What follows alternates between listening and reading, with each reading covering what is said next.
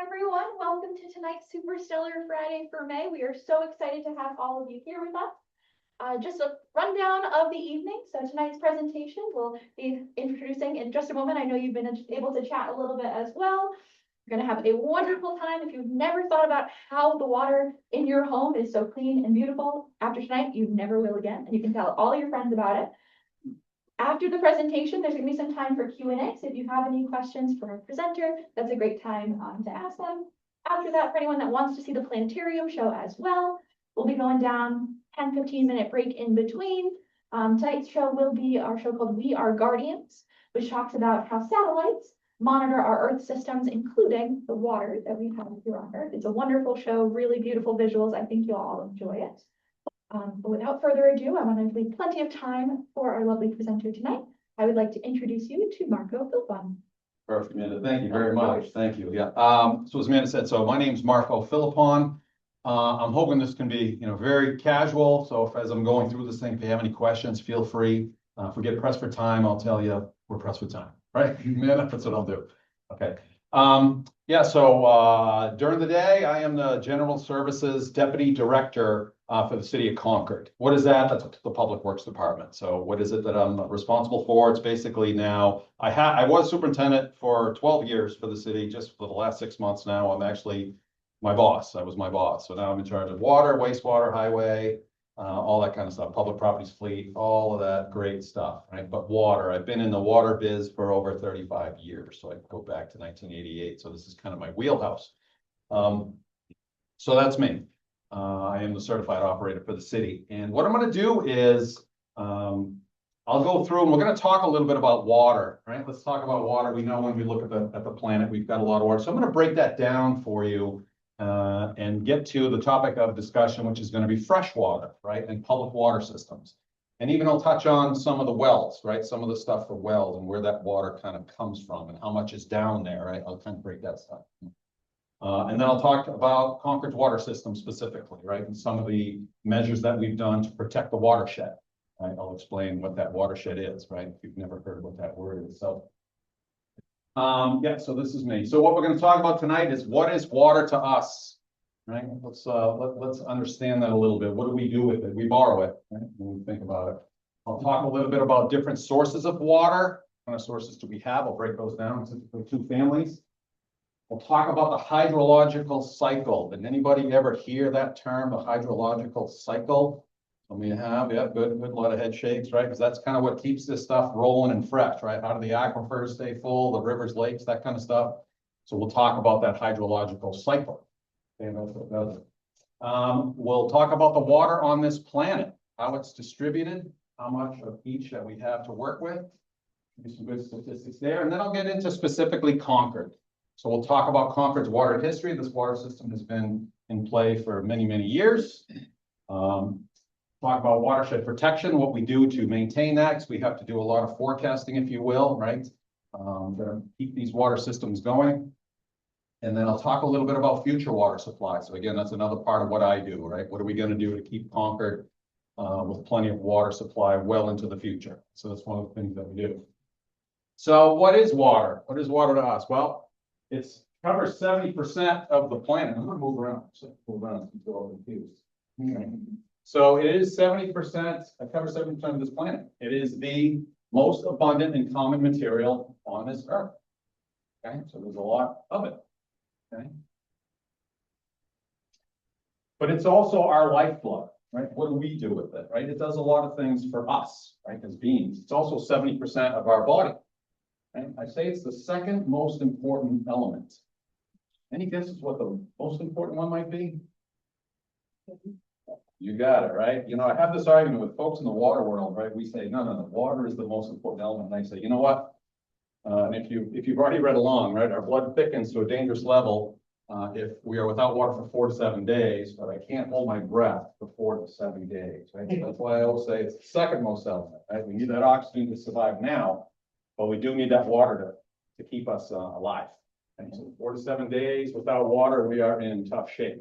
Our blood thickens, we're unable to function, and death is not far behind. It's a terrible thing. So it's something we absolutely need.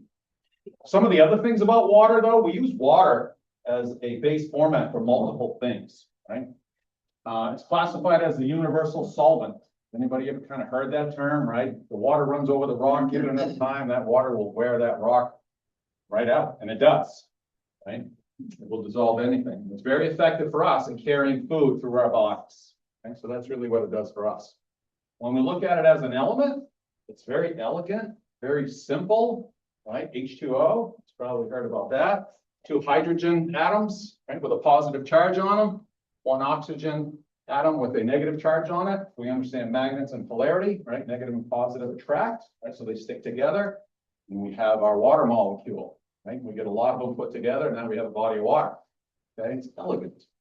We're all familiar with it in 3 states: solid, liquid, right, and a gas. So we see that in all 3 states.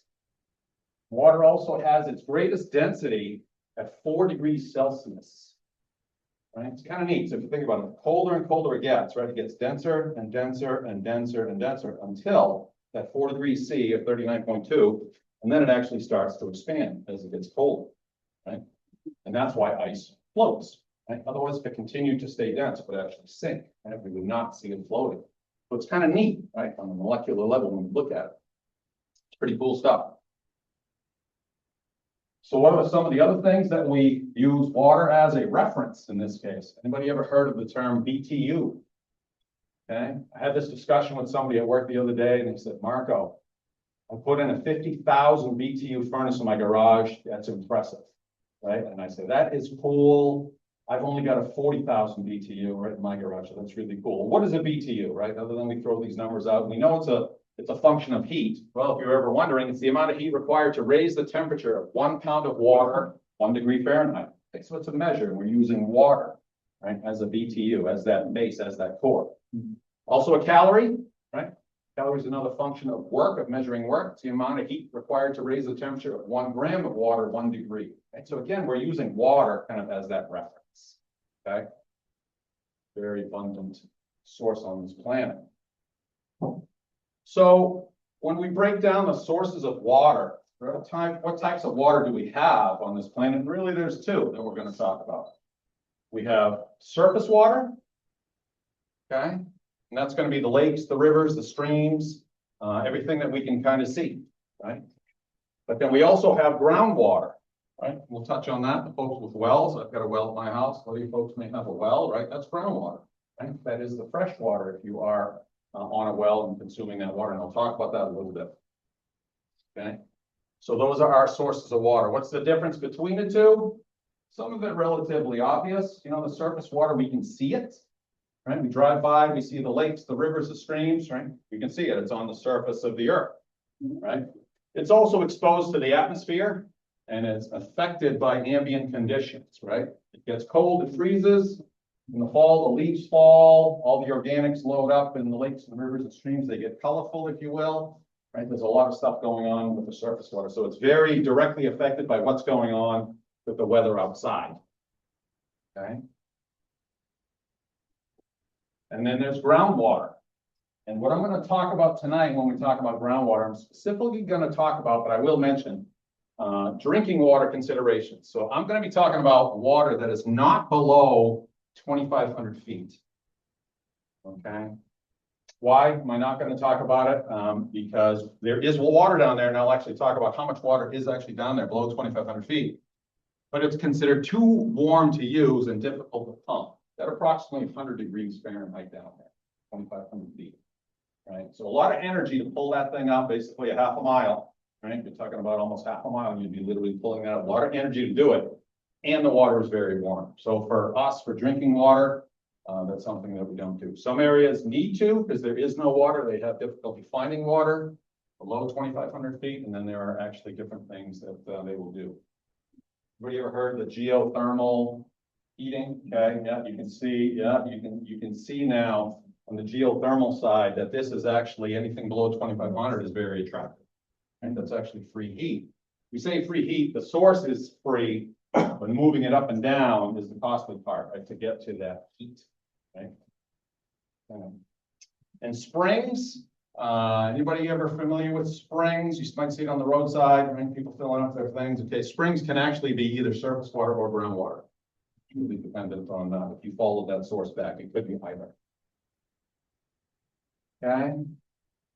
So the hydrological cycle, right? This is the machine that actually keeps that water fresh and keeps it moving, right, all across the planet. So let's talk a little bit about how that works. Three key components. Okay, you've got the atmosphere, that's everything above us, right? That keeps everything on this planet, right, from not going out into space. You've got the lithosphere, that's everything that we're standing on. Okay, everything that we're standing on is the lithosphere. And then we have the hydrosphere. Okay, and that's everything that is water, right? Anything that we can see. Oceans, rivers, streams, anything that we can see. Surface water. Okay. Those are the three key components to it. So how does this machine work? And this machine is running right now, right? It has run ever since the atmosphere has come into play, since it has locked in on this planet. So we have a few things going on, right? Everybody's probably heard the term evaporation, right? When it's sunny out, what's happening is, right, you've got water that's evaporating, right? And that's actually heading up into the atmosphere, where it condensates into a cloud, right? We see the clouds, that's moisture, that's from evaporation. But also there's other things going on, right? We have transpiration. Right, transpiration is actually, you will have actually that transfer of water or moisture from, say, the trees or us, right? Anybody ever get a good sweat going and then you stop and then somehow it mysteriously dries up? That's exactly what's happening, right? We're transpiring, right? That's what's happening, right? So it's actually heading up, so we're contributing to that, okay? Then what happens is now you've got, and we won't talk about it in depth, in this class, right? We're going to precipitate. Warm front, cold fronts hit each other, condensate, and we get precipitation. Okay. So now that precipitation now comes back down. And what happens to it? It runs downhill. It will fill up our surface water sources. So it'll fill up the lakes, rivers, streams. Okay. So now we're understanding how that cycle works. But what it's also doing is it is also infiltrating and percolating into our groundwater supplies. Right. So those of you with wells, and you wonder, how does that continuously get recharged? I'm sure basically you've understood it's from the rain, right? And that's exactly what it is, okay? So we get that precipitation, it actually runs down and it will infiltrate and percolate, right? It'll run through the soil, run through the strata, and then it's sitting down there in an aquifer, okay? Or in bedrock, all right? So when you put everything together, this is that machine that's really been running, keeping our fresh water going ever since the atmosphere came in, right? So we've got evaporation, we've got transpiration, we have percolation and infiltration, and then storage for our surface waters. We also have what I think is the coolest one, right, is what's called sublimation. Sublimation is where you can actually go, we're familiar with the three states, right? Typically we think solid, it's frozen, it's ice. It melts, it goes to liquid, then evaporates, and it goes to a gas, right? I think it's got to go in that cycle, and for the most part it does. But you can actually, there's a magical point where you can get sublimation, where it goes immediately from a solid, from ice, to a gas. But you ever see, like on a spring day, you see everything kind of rising off the snow? Or if anybody ever had any old ice cube trays in your freezer, and you open it up and you say, how did they get smaller? How did they get smaller, right? That's exactly what's happening. Literally, when you open up, you get a temperature change, and then it actually goes immediately from solid to a gas. Okay? It skips that liquid part, right? Okay? That happens more at the poles, right? When you think volume, right? But that's actually what happens, sublimation. It's pretty cool thing. That would be also if you hang the clothes on the clothesline all over the lawn. They freeze, but then they sublimate. So You got it. That's exactly it, right? It's a pretty warm up then. Yeah, it's a pretty cool thing. Yeah, and you can see it. Yeah, you can actually look at it and you'll see it go right from the ice right to the gas, right? It's skipping that whole stage. It's not the majority of how that supply happens, but it does happen. Right? It contributes quite a bit. Okay, so now we understand that hydrological cycle, right? So that's the machine that's kind of moving this water around this globe, right? Keeping it fresh. Okay, so let's talk about the amount of water on this planet. So if we were to break all of this down, we have 305, just over 305 cubic miles of water. Oh, that's everything. Oceans, rivers, streams, groundwater, air in the atmosphere, everything, right? Every drop of water. The majority of that is in the oceans, right? Brackish water, salt water, whatever you want to call it, not water for consumption. We're going to talk about a little bit tonight, right? So nearly 300 million.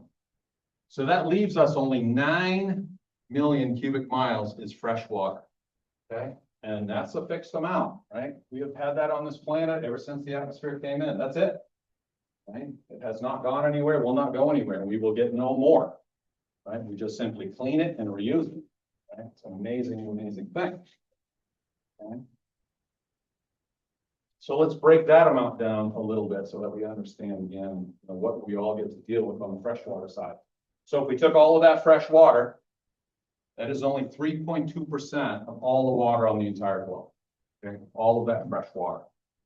Okay. Surface waters, lakes, rivers, streams, yes, including all of the Great Lakes and everything, is less than 1% of that total. 0.3%. The majority of that fresh water is actually locked up in the polar ice caps. Okay. North Pole, South Pole, there is 74.7% of all of that total water is actually locked up at the poles. Okay, that's a lot, right? That's a lot of fresh water that's locked up there. And then this number, if anybody, is anybody surprised with this number? Groundwater is 25% of that total. Quite a bit, right? You might think, geez, you look at the lakes and rivers and streams and you start adding up the Great Lakes and this, you'd think you'd have quite a bit of water, but again, less than 1%, 25% of the fresh water that we get to deal with is groundwater in the ground. And I'll break that down a little bit to show you how much of that we actually get to deal with for water supplies. Okay. So if we were to break everything down on that fresh water, as we talked about, polar ice caps, approximately 75%. We can break down moisture in the soil. Obviously, we can't necessarily get at that. It's a relatively small amount. Atmosphere, we talked about 2 different levels of groundwater, right? We talked about groundwater between 2,500 and 12,000. That's not where we would go for drinking water because that is expensive and warm. Well, 14% of that total is down there, right? So that is quite a bit of water down there, right? What we do get to deal with is this, right? So when we say groundwater between 0 and 2,500 feet, okay, that is 11%. Okay, and that's that groundwater component. Lakes, 0.3%, and streams, 0.03. So that's it, right? That's what we get on fresh water. That's what we get to deal with. So when we look at that, the usable fresh water that we can all get at is 1 million cubic miles. Remember, we started north of 300, right, on this plan. Okay, so this is really what's available for us to use. And when we break that down, all that fresh water, 3% is surface water, bigger number than the 0.3, but 97% is groundwater. And when we look at the planet as that total amount of water. Anybody surprised by that amount? Numbers? Right? Pretty neat when you kind of think about it. Okay. So if we took a snapshot and I asked you, if you looked at water systems, if I asked you, just give you a percentage of how many water systems in the United States are surface water supplies like Concord, and how many are groundwater supplies percentage-wise, what would you think? Of course, I have the answer here, so I'm not really helping myself. Right? So when we break down the water systems in the US, right, you say Concord's a surface water plant. Your house is going to be a groundwater supply, but we're talking public water systems. When you actually break them down, only 5% of the water systems in the US are surface water systems, right? The majority of the water systems, when you count water systems, 95% are groundwater-based systems. And there's a lot of them in New England, right? A lot of groundwater systems in New Hampshire and New England, okay? But when we look statistically at what the population is serviced by, when we talk about the water systems themselves, 68% of the population is serviced by a surface water system, okay? Only 32% by a groundwater system, right? So how can that be? How does that make sense? New York City. Bingo, right? You look at large population centers, right? And what happens is, even though the majority of the water is groundwater, when we look at what it is, now it becomes the efficiency of processing this stuff. So when you get to a large surface water supply, and we're going to get to Concord, right? It's a lake, it's big, you see it, right? We clean it, we distribute it, it's relatively straightforward. So the larger population centers, the cities, are typically serviced by surface water supply. Right? So that's why when you look at it, there's many more groundwater systems But the larger systems are surface water systems. So right, New York City, Boston, you know, a lot of Massachusetts is fed by MWRA, the Quabbin Reservoir, surface water supply. And a lot of those things are done that way. New Hampshire, you look at the three largest cities, Manchester, Nashville, Concord, and we're all surface water supplies. Okay, so what do we do with this water, right? We get this water, let's understand it a little bit before we get to the water system itself. Well, 57% of everything that actually runs out of any water facility, on average, is used for domestic use, right? So for us, right, what we're doing at home, everything that we're doing. When we look at even a system like Concord, a larger system with some commercial industrial base, well, that's typically only 28% of the whole, right? When we're looking at the US. And then there's this number here, 14% is unaccounted for. Does that strike anybody as strange? Yeah, right, you got it, right? Yeah, leaks, unregistered meters, you know, that kind of stuff. Fires, typically fires, right? We're not metering water that's going to put fires out, things like that. So on an average, your water systems are what we call 85% efficient. In other words, 85% of all that water that comes out of the treatment plants, we know where it goes, right? We know exactly where it goes. But typically 10 to 15%, we don't know where it goes. All that unaccounted for water. Just to let you know, Concord's a little better than that. We're typically right at 10%, somewhere between 10 and 12%, which is very good for an old system like Concord. Okay, but that's kind of that universal average. Okay. So what do we do with it in the house? Well, bathroom takes 74% of that use when you look at it as a whole, right? Kitchen 5%, cleaning 21%. Okay. Yeah. And then we talk about typical consumption patterns.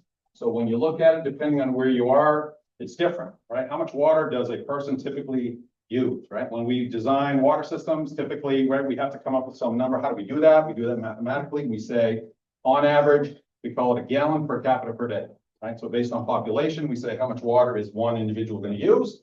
How many people is this system going to serve? And it's relatively straightforward math. But you see quite a variety depending on where you are geographically, right? So typically what you're going to see in the US, it runs the gamut. Anything from 65 gallons per capita per day, quite efficient, 65 gallons is all they use every day, to something like 1440. Yeah. The US average right now, I had to Google this thing today, is actually 120. Going down. If I'd have showed you a presentation like this from 3 years ago, that number was more closer to 160. And so we're getting more efficient. Right? So if you look at the spreads, Norfolk, Alaska is on the low end, 17 gallons per capita per day. Not using a lot of water up there. Probably not a lot of irrigation going on. On the flip side, Las Vegas, 245 gallons per capita per day, right? Pretty dry over there. Anybody ever live in Vegas? Or been through Vegas? Yeah, really dry. I had a friend that was stationed there for a while, and he says, Marco, he says, I spend so much money on water, it's crazy. The rates are high, but then I says, well, you know, what are you doing? He says, well, geez, I gotta top off my pool every day. Yeah. Right. Right. And I said, well, first of all, life's pretty rough, you know, that you gotta top off the pool every day. But then I get a little giddy and I say, well, I bring him back to that evaporation, hydrological cycle, right? So it's very dry in Vegas. So what's happening is he's literally losing 1/4 inch to a 1/2 inch of water every day. Right. So I said, no, I says, do yourself a favor, get yourself a pool cover. Okay? It's not gonna evaporate when you get that pool cover on. Okay. So again, these typical uses, these things are actually going down. You can't buy a fixture now. You know, you can't buy a 5-gallon flash toilet anymore, right? We're getting very, very efficient. That's why this number kind of continues to go down. You see the commercials on, hey, run your dishwasher every night. It takes less than 5 gallons. It's true. These water sense things are getting much, much more efficient. So this average continues to go down. Okay. So now we'll talk about water systems as a whole, right? So water systems have been in play for since at least 3000 BC, at least 3000 BC. Okay, we can go back to the Indus Valley, 1500 to 2000 BC. They were using clay pipes to transfer that water back then. Pretty neat stuff. Archimedes, right? He created the first pump, the screw pump, which is still in use today. If anybody plays in the wastewater world, that design is still used at the headworks of pretty much all of the large wastewater plants, including the one here in Concord. So that pump design is still in use, but dates back to the 1800s. Pretty neat stuff. And this is a really neat and interesting statistic.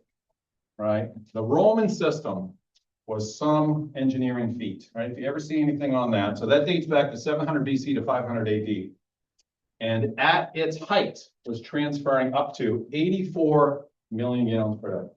Okay, that is, to put it into perspective today, that is the equivalent of Manchester, Nashua, and Concord's plants running at full capacity. That is what we run in these three modern systems. Right? So quite impressive that they were doing it back then. Okay. First drilled well was in Artois, France. The first public water system was in Boston, not New York. And the first filtration facility was in Europe. Okay. So the primary reason for these water systems to get to this point, right, the installation public water system is to protect the public health. Okay. Disinfect, and we do all of these things to protect the public health of the large population centers, right? That's why these systems are put in place. Okay, so let's talk about Concord's water system as a whole. Any customers, any residents, Concord here? Okay, perfect, perfect. You probably already know this. Should I hand this over to you? Want to do it? No? All right. All right, so let's talk about the Concord water system.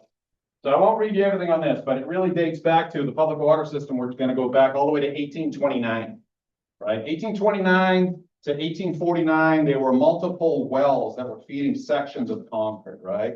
Concord's growing, there's things going on, so you have multiple little water systems here and there. It wasn't until 1872 that the city took on ownership and running of the water system as a whole. And in 1872, they created an earthen dam between Long Pond and Forge Pond, if you've ever heard of that, right? Long Pond and Forge Pond to create Pennacook Lake. So Pennacook Lake right now, which is your supply, if you look at it, it originally was 2 ponds. And so in essence, in 1872, they became a man-made lake. Okay. And that primary supply in 1872 is still the primary supply today. And still in play. And I'm going to talk a little bit about the protection of that. Okay, what we've done. Several things happen as a community grows. Right now, you're looking for additional supply or redundancy. One of the great things that Concord did is they were looking at the water supply from a redundancy perspective, right? Flexibility, right? We got to keep communities running. Concord is the capital. We got to keep this thing going and growing. So we need redundancy. So in 1933, there was a well field that was constructed actually in Pembroke off of 106. I'm going to show you where it is on one of these maps. And that provided additional capacity on the eastern side of the city to the tune of 1 million gallons per day. Okay, so we've got an additional 1 million gallons per day. In 1981, a raw water pumping station was built on the shores of the Kentucky River that can actually transfer up to 10 million gallons per day. And just to put it into perspective, the water supply for Concord has a 10 million gallon per day capacity. Okay. Okay. So today, Pennacook Lake is still the primary source and will be for the foreseeable future. When I say the foreseeable future, 75 to 100 years. Okay. So some of the statistics on the Concord water system. Well, we have a 10 million gallon per day process capacity. That makes it the 3rd largest water plant in the state behind Manchester and Nashua, respectively. Okay. So what does that mean? It means when I turn all the knobs over to the right, I can push 10 million gallons per day through that facility. Do I move that much water?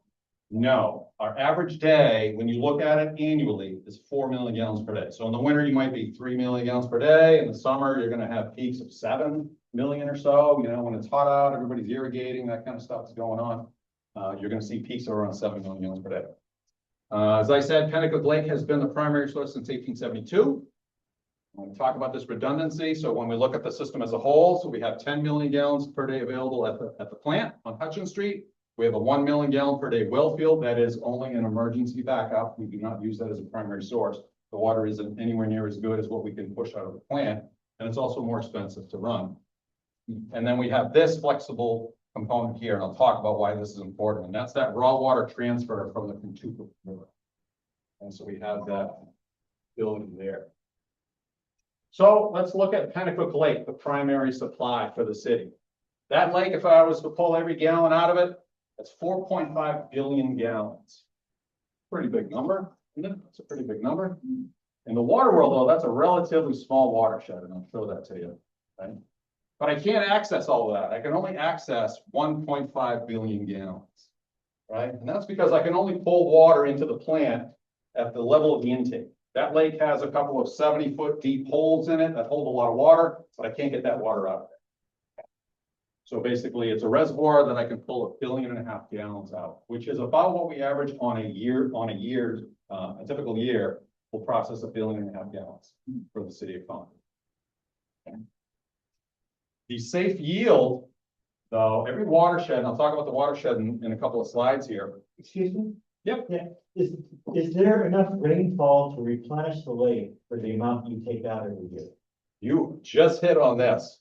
So this safe yield, right? That's exactly what that is, right? So when we look at an annual basis and we say, how much does Mother Nature give us on a daily basis? That's what's called safe yield. So when we look at a year, a typical year, we average, Mother Nature can give us 2.5 million gallons per day. Well, you're sharp and you saw what my average was. What's our average?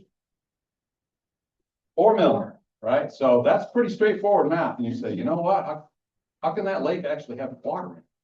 Right? If you're putting in 2.5 and you're taking out 4, that doesn't, yes, sir.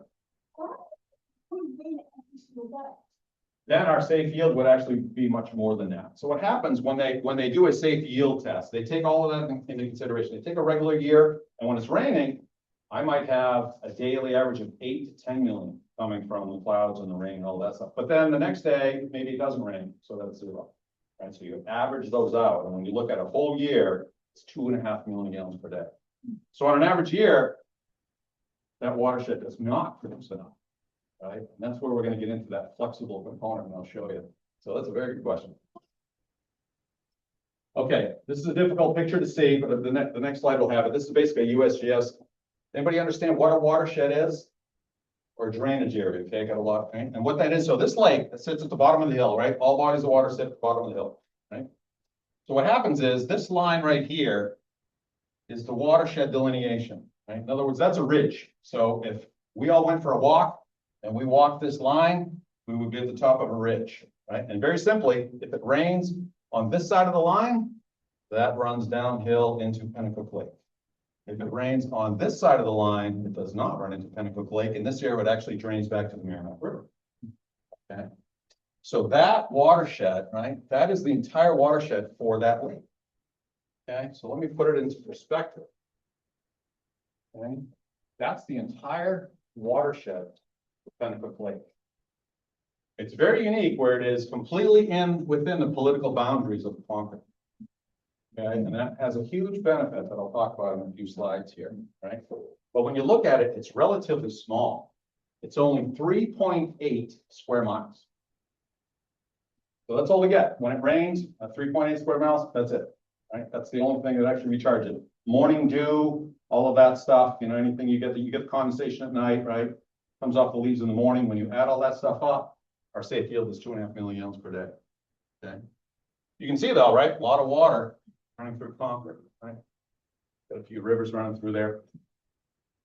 Okay. So let me talk about the protection of the lake a little bit, and then we're going to come back to the flexibility of it. So some of you locals, you probably know Pennacook Lake is a closed recreational body of water, right? You might maybe that was the question you were going to ask me tonight, Marco, why don't you let anybody in, right? It's not my choice, but I'm going to explain why, what the benefit is, right? If you go back to the history of Pennacook Lake, right? When the city, let's go back to the 1800s, Pennacook Lake was actually advertised as a destination. Hey, why don't you come recreate Pennacook Lake? It's beautiful, and it is absolutely beautiful. I welcome any of you to come take a tour of that plant, right? It's beautiful. This is actually a postcard, right? You can send out. Come to Pennacook Lake. It's beautiful. Please recreate here. And this is something that is not simply unique to Concord. Anybody familiar with Manchester? Massabesic Lake, same thing, right? Everybody would work in the mills, and then on the weekends they would recreate up at Clean Water, Massabesic Lake, which was also the water supply for the city. So it was very normal, right, for that to happen. So Pennacook Lake was very active recreational, right? A little Google search, and you find all kinds of these little cards, right? Come to Pennacook Lake, right? And it was a very, very busy body of water, okay? Anybody familiar with St. Paul's School? Okay. St. Paul's School, which is now on Turkey Pond, used to be on Long Pond, right? Which is now Pennacook Lake.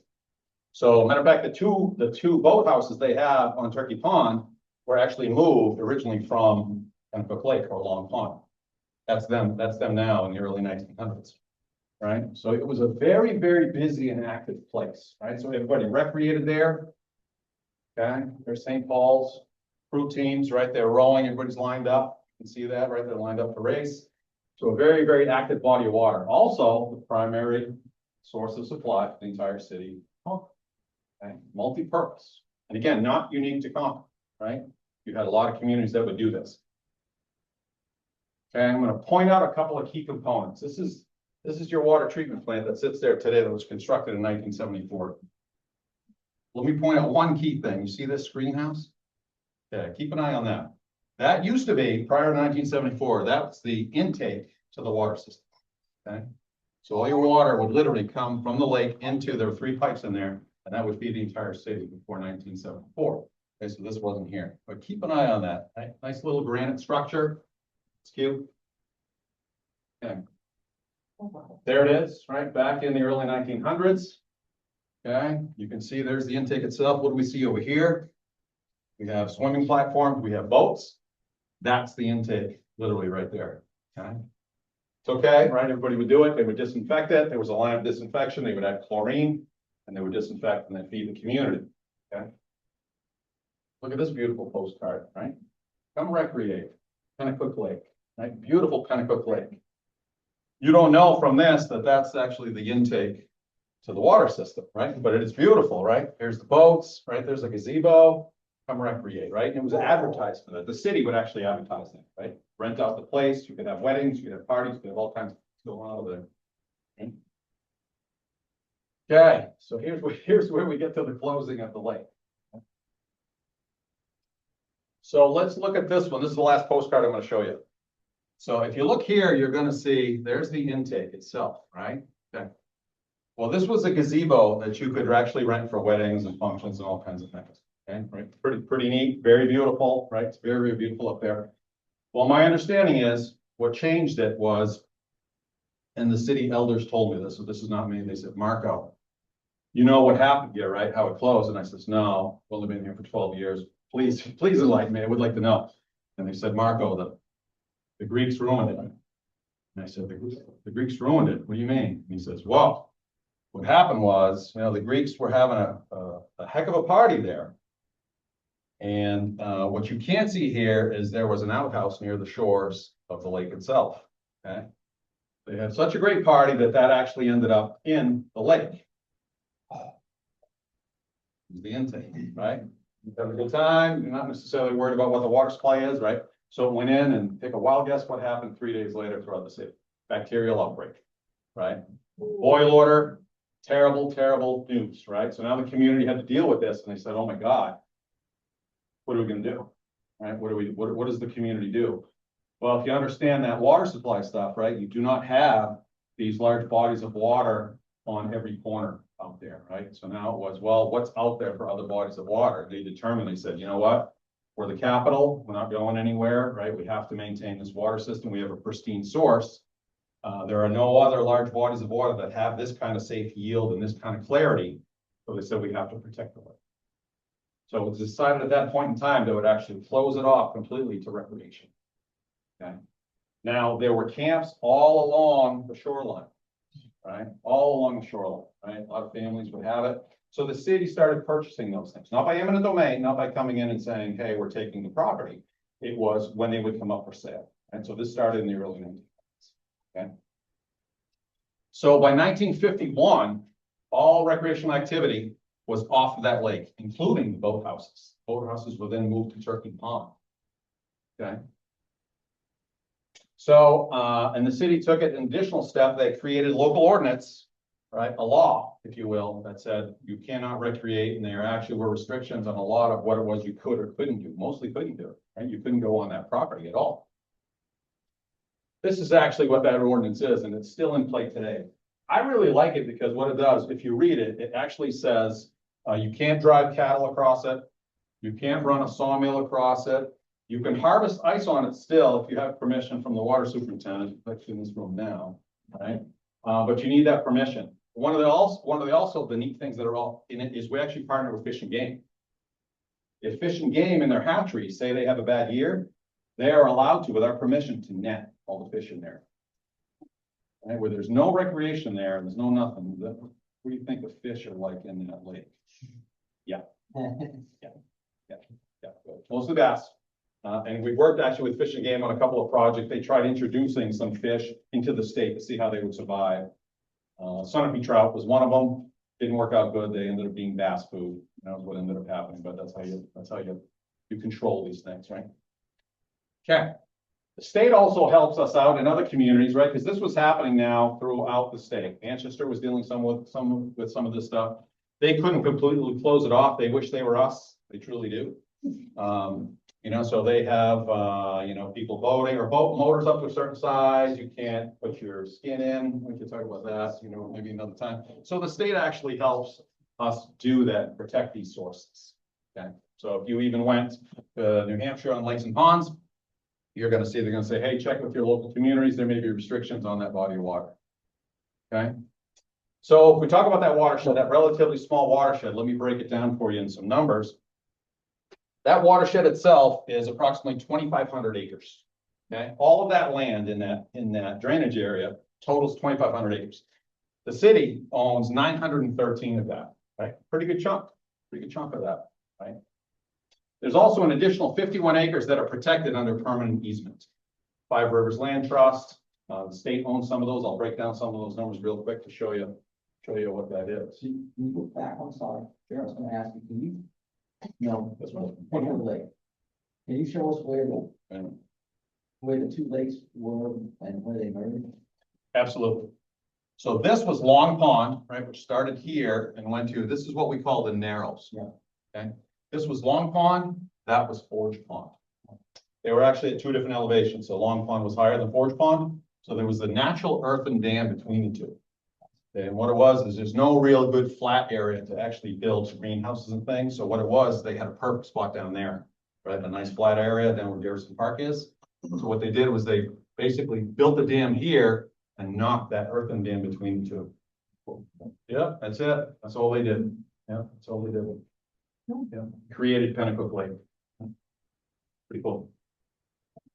So, how does the city kind of deal with, hey, nobody can recreate on that property? They close it to recreational activity. Well, the city owns approximately 6,000 forested acres throughout the city with trails, with other bodies of water that you can recreate at. And you say to yourself, you may be asking, well, Marco, is there any true benefit to closing, water quality wise, to closing that body of water? And I will say yes. How do I know that? Well, that lake is the only body of water in the greater Concord area that is not milfoil infested. Only one. Why is that? And milfoil is not a natural weed, if you will, right? An invasive. It's an invasive species that comes in and basically chokes out the water. You go to Turkey Pond, any of the other local ponds, they're completely infested. Water, Manchester, milfoil infested. Right? Nashua, milfoil infested. Right? This one is not. I'm sorry. Yeah. Yeah, are those from boats? You got it. Yeah. Yeah, nobody wakes up in the morning to say, hey, I want to contaminate a body of water. But if you understand invasive milfoil, what ends up happening is that stuff is unbelievable. There's millions of seeds, right? On one plant, you get millions of seeds, and they can survive. Say you have it on your kayak, and it's usually from kayakers. And I kayak a lot, right? They bring them, you know, you go from one body of water to the other. A fisherman, it's going to happen at some point in time because I do catch fishermen in here periodically. And they didn't wake up again to contaminate the source, but they might be at Turkey Pond and they're going, you know what, I'm not really catching anything. They drive by. So I'm just going to throw my kayak in, you know, and you know, hit it a couple times, see what I can get. And once it's in a body of water, it has yet to be eradicated in any body of water in the US. Right? It came from the south, not on purpose, right? But it's on your boat. That's how it gets introduced into body water. Right? So that was the benefit. Concord didn't know it, right? But that's what they did. Right? That was the huge benefit of closing that to recreate. They could open it up tomorrow if they decided to. Then we would basically we would have milfoil at some point in time, and now it becomes an expense line item. We would actually literally have to harvest it. Right? It really chokes out the water body, everything underneath. It's very invasive. It takes up storage area, if you will, in life. So Manchester, all these other facilities, they literally harvest it every year. You rip it out, you compost it. Right now it becomes an expense line item. Okay. So real quick, I'll run through what does the city do. Gonna wrap this thing up relatively quick. The city has taken this thing incredibly seriously and they said, hey, we need to protect that watershed in any way that we can. So they do that through zoning and shoreline protection. So 2001 and 2010, they had 2 districts adopted. Zoning wise, I'll show you what they did. They put restrictions in that watershed. So they're controlling what's being built. Everything within that watershed drains down to the lake, everything, right? So if you limit what is in there, you're going to control, if you will, in a sense, what ends up in the lake. Okay, so there, if you had property back there, there was a 4-acre minimum for building, single family homes. There is no poultry raising, no livestock, and no commercial farming within that watershed, right? Within that relatively small drainage area.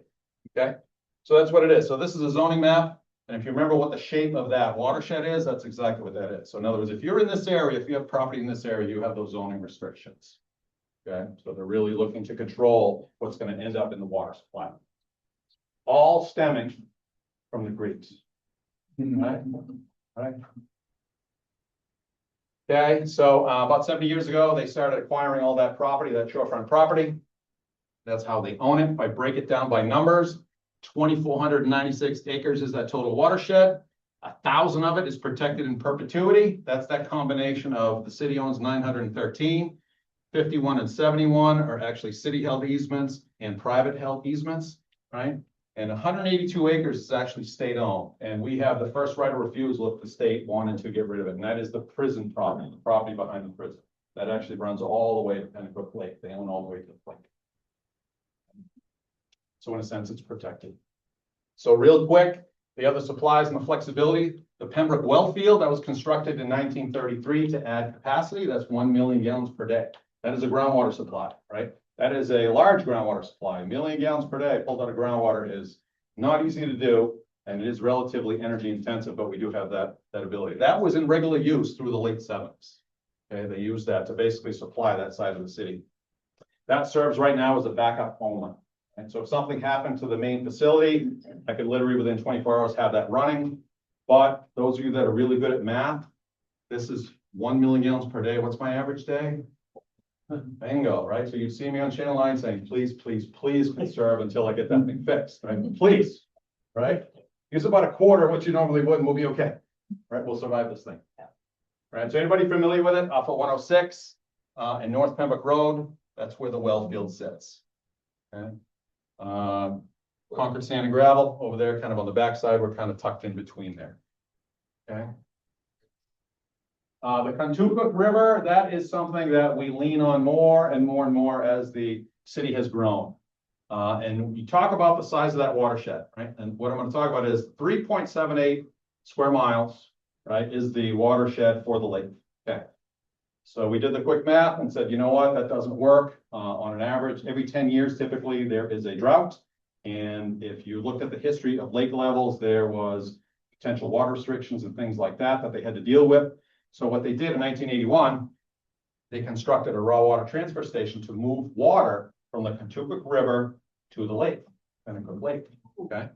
Why did they choose it? Why is it a wise thing to do? Well, let's take a look at the Contoocook River statistics. We understand the lake has a safe yield of 2.5, right, million gallons per day. We average 4. Well, the Contoocook River is 71 miles long from Ringe to Concord. It daylights in the Merrimack River, right? So we get all of that. That watershed is 760 square miles, 3.8 versus 760, right? So you think about it. If it rains in our little watershed, right, we get 2.5 million. How much are we actually getting out of that watershed? And I'll show you, right? The annual daily average stream flow through that, when it comes into the Merrimack River, is 1.5 billion gallons per day. Okay. Okay. Okay. So that's what that watershed looks like, right? Our little watershed sits here. It's just a dot within Concord, right? Remember that watershed was within the boundaries of Concord? This is the actual watershed of the Contoocook River. Okay. So we've actually been running that thing pretty much all winter long. Everybody remember last year, right? We were in quite a drought, pretty dry period of time. Over the winter, it was still relatively dry. So we were actually keeping that lake full. We were running that facility Monday through Friday, not on the weekends. Still running today. Still running today. It's the Cthulhu So it goes flowing all the way north. up to the White Mountains. Yep, it does. On the map. Yep, flows north, yep. Mhm. Yep, starts at Ringe, it's the headwaters in Ringe, and daylights, dumps into the Merrimack River in Concord, right by exit 17. Yeah, all the way up to the White Mountains. But now you see the benefit of that, right? So even when we're having a dry period, when we're in drought, we just still have quite a bit of water actually running down from that watershed, right? The safe yield, you wouldn't have the 1.5 billion, but you might have, you know, 500 million, even at its worst, say it's at, 33%. So it's a lot of water to be had there. Okay, couple more slides. Yep, perfect. Good. I'll be done in 3. Let's talk a little bit about looking to the future. It's one of the things that we have to do, right, as a community, is we got to look to that future. What are we doing when the population grows? We need to make sure that we have enough capacity for whatever it is the city is looking to do, right, which is grow. How do we do that? We do that through master planning. We understand the lake is going to stay as a primary water supply, but we do not have any more capacity available between this, and we're going to have restrictions put on us from the state on withdrawals from the Kentucky River. Okay, so there will be limitations. That's during drought period. So it's all part of this mathematical equation. Right? So in other words, if I went today and said, hey, state, can I increase my withdrawals to 15 million gallons per day? They would say, no, Marco, you're going to take too much water for the fluvial fish. You can't do that. And I already know that. And that's okay. So we will have to look for water elsewhere. Right? So how do we do that? Well, we do that through master planning. Right? So if you look at this is part of my master plan that's going to be redone again this year. We redo it every 10 years. So 10 years ago, we said, well, this is where the population could grow if it is really growing. In other words, if every year we get maximum growth, if you will. And then this is if it's the slowest growth. And if you're scientific like me, and I have to choose a number, what do? I say, well, I'm going to draw a line right down the middle of this thing, right? That's what I'm going to guess, right? Because I'm guessing. Well, when we do this and we base it on population, right? We know what the projection is for the population. So basically we've said when Concord gets to 50,000 people, right? And right now we're at 44-ish, 44.5. I'm going to need additional supply. Well, where am I going to go? Right? That's the big question. So what's going to happen with the population at 50,000, we're going to have a capacity increase of demand of at least from 10 million gallons to 12 million gallons. There's no more capacity available in the Kentucky. The state won't let me do it. So where do I go? I don't know if you noticed on the map, there's this big river that runs through the middle of Concord. Call it the Merrimack, right? The Merrimack has a safe yield when they look at worst case droughts and all of that stuff of 21 million gallons per day. So even at its absolute worst, I would only need to get to 12 million and actually just supplement the 10 that I have. And so ultimately, by the year 2040, we're looking at constructing a secondary plant on the shores of the Merrimack River. Right? And that'll be a supplemental supply. Okay? And that will handle the city to full growth, full build up. You talk about the water treatment plant down in the south end? So that's the wastewater plant on Hall Street. Yep. Yep. Yeah. So the water treatment plant itself is on Hutchins Street up near Pennacook, north of the prison. Well, what is the water treatment when they introduce it back into the river, I guess? Yep, that's a wastewater plant. And actually, right, so water, we borrow water, right? If you think of it this way. So the water plant might produce, say today, 4 million gallons per day, right? So they take it out, we borrow it, we do whatever it is, and then it actually goes back into the Merrimack River. So the wastewater plant typically produces or pushes back into the river slightly less than what the water plant does. So on an average day, the water plant's 4, the wastewater plant's 3.5 million gallons per day. If we borrow it, when you kind of understand it, right? If you're like me, you start looking at it holistically, we just borrow the water. Unless you had a major bottling plant or like a Coors Brewing or a Bud, where you have a lot of industry. Concord really has very little industry. Right? A lot of people work in Concord, but there's not a lot of, there's not a lot of manufacturing. Okay. I'm close enough on time. Any questions? We have a few minutes of questions. It's fun. Any questions? Thoughts, comments, surprises from what I presented? So when this gentleman mentioned like at the downstream end of this, so we're borrowing water. Yep. And so, and that there's a sewage treatment plant off of Hall Street. Yep. Is there like stormwater? Is there a separate place where, what happens to stormwater, the drainage water that? That is a great question. I'll tell you, every community does things differently. So what's happening is there is a federal regulation out right now. Some communities, they have tied storm drains to the sewer mains. So when you get a big rain event, all of that water, all of it, right? All of that rainwater has to run through the sewage treatment plant, which a lot of plants cannot handle the instantaneous rain, right? So what happens is you've probably heard of sewer overflows, right? You kind of see it on the news, right? Right, and that's what happens. So literally all that water comes in, they literally can't handle it. They can handle it to this, and then it literally goes over the wall and raw sewage will run into the river. Okay. That's not good. That is not good, right? That is way not good, right? So what happened though is Concord, when it was initially building the sewer system, they actually separated them. They were very forward thinking. So all of our stormwater systems in Concord actually daylight to the river. Okay. So the storm system, when we have a heavy rain, you see actually a little bit of an uptick at the wastewater plant, but I mean very little, to the tune of maybe 100,000 gallons a day. And what that is that's, somebody tied in their roof drain to their sewer line. They didn't know what, so we see a little bit of it, or somebody's got a sump pump, and they just plumbed it into their sewer line, that kind of stuff, but nothing of significance. Again, Nashua, for instance, I worked in Nashua for quite some time. They're a combined system. So what they actually do right now is they actually built massive 1 million gallon storage tanks. So when it rains, they collect it all. And then when it stops raining, then they process that water through the plant because it's the only way it's going out. Now they have plans to separate all that stuff. It's actually a federal regulation. You have to separate it, but it's expensive to do. So everybody has a timeline, if you will, to do that. Does the stormwater, so where does it go? It goes into the Merrimack River, I heard. Yeah, for us, everything daylights the Merrimack River. Like also down by Hall Street or? Multiple places, A few right? places. Yeah, so all along, right? So Pennacook will daylight up in Pennacook. The center part, actually, there's a lot of outlets on, where Storrs Street is, if it's familiar with where Storrs Street is. Yeah. There's a lot of them that daylight. Remember a bunch of years ago, there was a sinkhole on 93? Anybody remember that? Sinkhole on 93? That was a storm drain line that went underneath the highway. Yeah, that's exactly what that was. That was a storm drain. It was after a heavy, heavy rain event.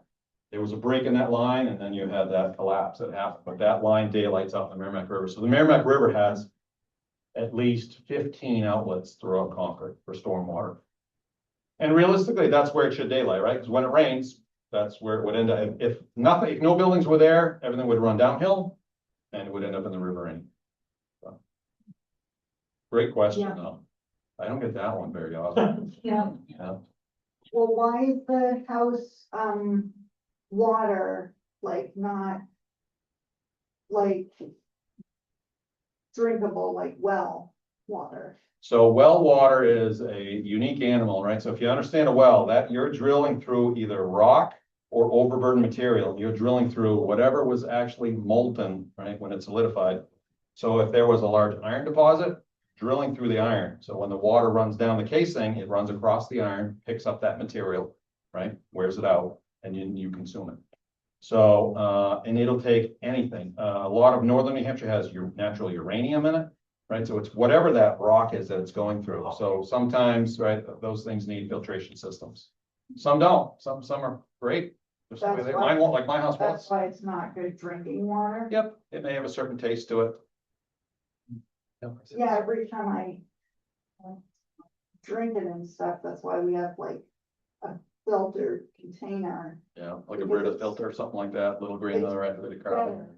Better than from the sink. Yep. Way better. Good. Good. Well, take a drink of this stuff here today, right? This is Concord water. This is my water. So yeah, drink up. Drink lots of it. Going through a meter, so. Yeah. I have a weird question maybe, because I know that it's not necessarily every day that we make a new urban center, but if you were to, would it even be possible to make your own surface water reservoir under current state and federal regulations? Short answer is yes, right? You can talk to the state really about anything that you want to do.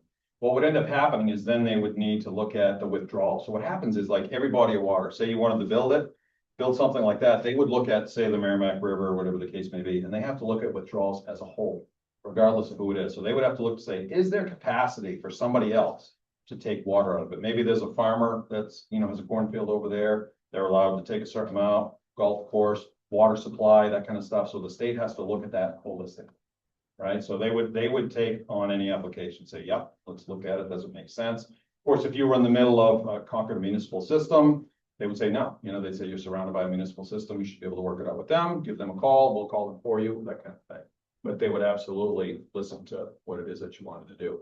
If you were somewhere along the way where there is no community, absolutely be able to do that. Land I had purchased in Richmond, I'm the only one who ever built a house and put a well, other than the 1800s, there's no foundation. Yeah. And they had a shallow well, and it actually still exists there. Really? And I'm wondering, did they have to like boil the water back then, or? Not necessarily, right? So yeah, a well can be, even a dug well can actually be clean depending on its construction, right? It has to be constructed well and sealed. Right, because the contamination gets in. If it's sealed well, water actually filters up through the soil. So it's naturally filtered. If it's deeper than 12 feet, it's taken care of. But a lot of, what happens with those is the seal gets broken, somebody builds a little house on top of it. It gets holes in it, right? You get insects and everything in it, and then it gets contaminated that way. Yeah, Yeah. stuff might have got in it, but there was still water in it, but it probably didn't look more properly, Right. but. I put something over because it was open when I bought the land, and I didn't want anybody falling. Oh, right. It's gonna get wet. Yeah, that's. But it's interesting, all around that, the well is right next to the foundation, and all around that, when I when I was doing some landscaping and gardening, I found all kinds of like stuff under the ground, like horseshoes, Yeah. broken glass. Yeah, all kinds of stuff, right? Yeah, it's a big fun. Okay, Max, Oh, I had a question, actually. yeah. A bit topical given everything happening everywhere right now. I don't know if it's as applicable to New Hampshire and Concord specifically, but AI data centers are typically put on areas with a lot of this water for cooling purposes like that. What exactly is it that they do with the water that makes it so unusable, bad for the environment around them? And is there a way that a plant like this could potentially reverse that in some way, or is it just over? Yep. So actually, that's a great question, right? Everybody familiar with these AI data centers? So there's a lot of work going on, and they take a lot of water to simply cool, right? All of that computing generates heat, right? So you got to run them through basically heat exchangers, right? Think about like a radiator in your car, right? It's cooling off the engine. That's exactly what these heat exchangers are doing. So what's happening though is there's some communities and they're piloting this in South Carolina right now. They're actually using a gray water. Right, so because if you think about it, right, so we treat it to the level of human consumption, right? Do you need it treated to that level and that expense to cool equipment, right? Not necessarily, right? But they're running through heat exchangers that may be aluminum based, might be metal based, so you're pulling some of that material off, right? So you have to re-clean it to get it back. So what they're doing now is they're looking at piloting some of these gray water things. So in other words, they get say a semi-treated water from the wastewater plant, right? Maybe not their finished product, right? Because if you understand wastewater plants, they have to simply put the water back into the river that is cleaner than the river water itself. Okay. So is there something in between that would work for cooling, right? That would be much less expensive than pure drinking water, because the expense of that, right, is expensive, right? And they're not consuming it, right? So that's what they're doing now. So I think you're going to see some more of that, right? There's been discussion about like an AI data center on the shores of a river. Right, so you could literally think about if you know Budweiser at all. So I worked in Nashville for quite some time, right? Anheuser-Busch down there would pull 2.5 to 3 million gallons per day in its heyday, right, of fresh water. But they would use a lot of river water for some of their processes. Wind waste up here at exit 17. Anybody know about that? That's the trash to energy plant up there, right? Generates electricity by burning trash. Well, they generate steam and spin turbines. They use Kentucky or Merrimack River water for their cooling. So they're not using my water for the cooling. They could, right? But it would be more expensive for them to simply, all they're doing is cooling the material. So they're literally pulling it in, sucking the heat out of it, and dumping it back into the river. So they don't need clean water for that. Gotcha. That's a huge topic though right now, is that, yep. Okay, anybody else? No, don't want to be a ball hog. Okay. All right, thank you. Thank you.